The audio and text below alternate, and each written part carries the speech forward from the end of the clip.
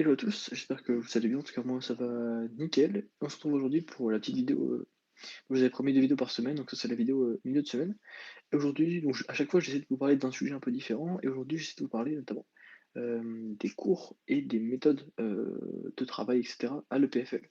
En particulier, je vais essayer de parler un peu plus en détail du format des cours en fait à l'EPFL, de comment ça se passe, et des méthodes que pour le moment, j'adopte pour tout ce qui est travail, prise de notes, etc., etc.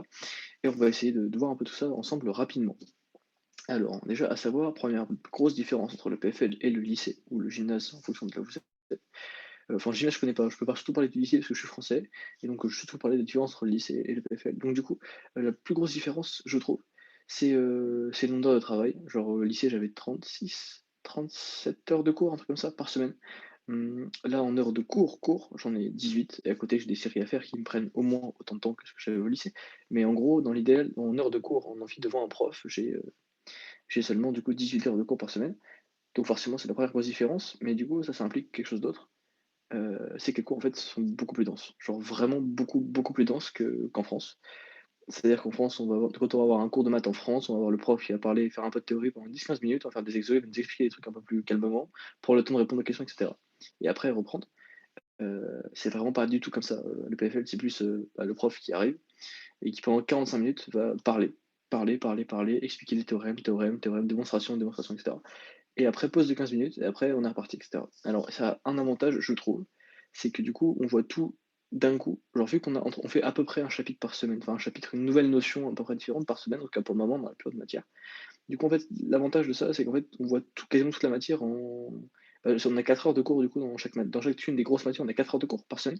Donc en fait, à chaque fois, c'est des cours de 2 heures par 2 heures. Et du coup, en fait, à chaque fois, on voit quasiment la moitié du chapitre.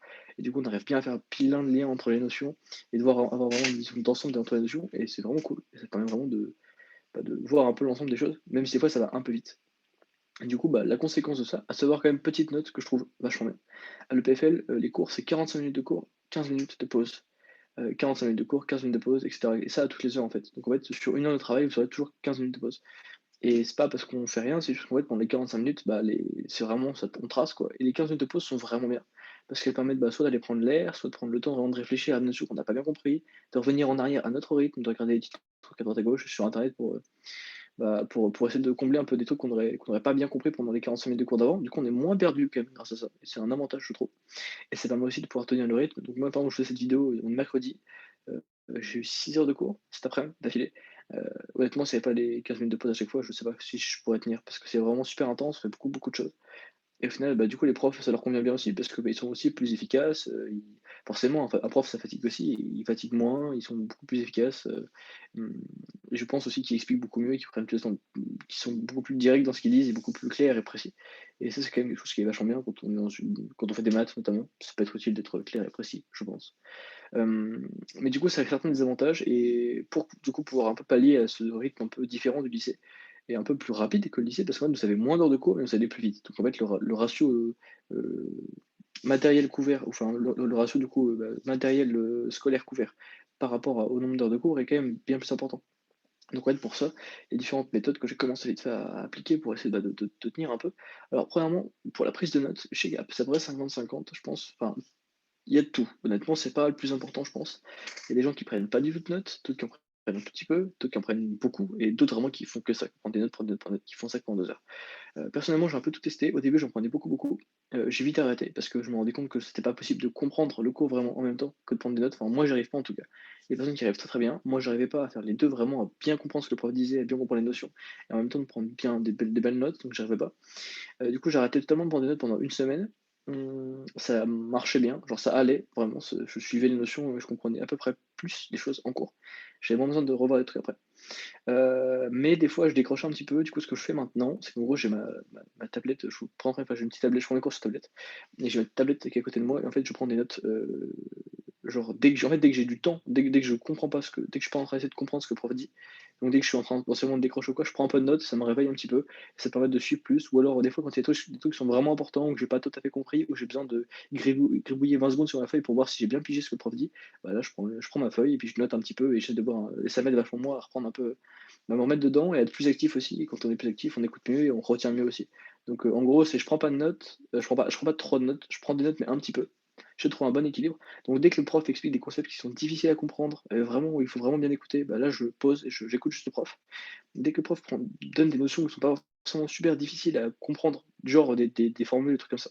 Genre quand le prof file des formules, des trucs comme ça, qui sont pas du coup des choses, qui avaient pas besoin de c'est pas des démonstrations, on n'a pas besoin d'être là et d'écouter vraiment attentivement.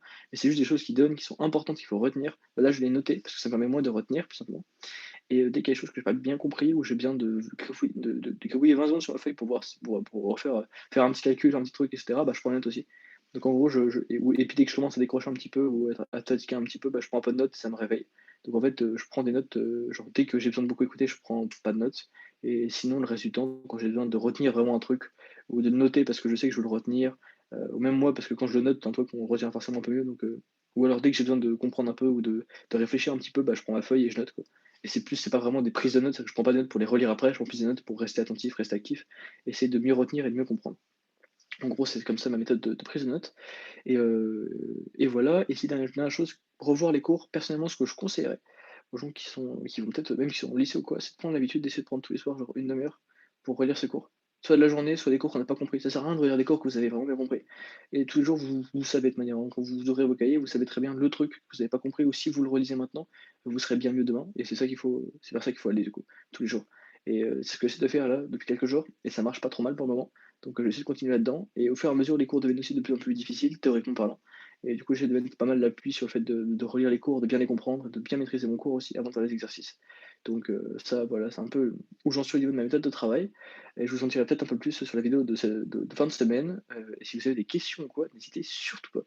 Dans les commentaires, je pourrais y répondre, même des suggestions sur le sujet de la prochaine vidéo, par exemple, ou sur n'importe quoi d'autre. J'y répondrai avec grand plaisir. En tout cas, moi, je vous laisse. C'était à peu près tout pour aujourd'hui. Je vous dis à très bientôt, du coup, fin de semaine, sur cette chaîne pour une nouvelle vidéo. Et d'ici là, portez-vous bien et à la prochaine.